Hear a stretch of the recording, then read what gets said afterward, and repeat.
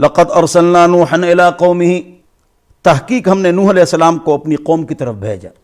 نوح علیہ السلام کا نام عبد الغفار تھا، لیکن صحیح بات یہ ہے کہ ہر نبی کا نام مفرد ہے، مرکب کوئی نام نہیں ہے۔ ذوالکفل کا نام بھی ذوالکفل نہیں تھا، ان کا نام دوسرا تھا۔ نوح علیہ السلام کا نام نوح ہی تھا، اور وہ بہت روتے تھے۔ 950 سال دین کی دعوت دی، سارا قصہ آپ سب کو معلوم ہے۔ 83 آدمی ایمان لے آئے، کشتی میں بچا کر لے گئے، باقی سارے مشرک غرق ہو گئے۔ آدم علیہ السلام کے بعد شرک نہیں، نوح علیہ السلام کے بعد شرک نہیں، جب سارے غرق ہو گئے۔ کان الناس امتا واحدہ، تمام امت ایک امت تھی۔ شرک کہاں سے آیا؟ آدم علیہ السلام کے بعد آیا، بہت بعد میں، اور نوح علیہ السلام کی کشتی کے بعد میں، بہت بعد میں شرک آیا۔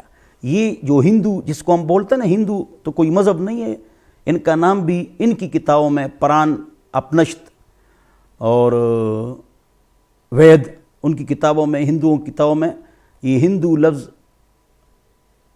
ان کے مذہب کا نام نہیں ہے، یہ ہم نے رکھ لیا۔ ورنہ وہاں جو مسلمان رہتے تھے 800 سال ہم نے حکومت وہاں کی،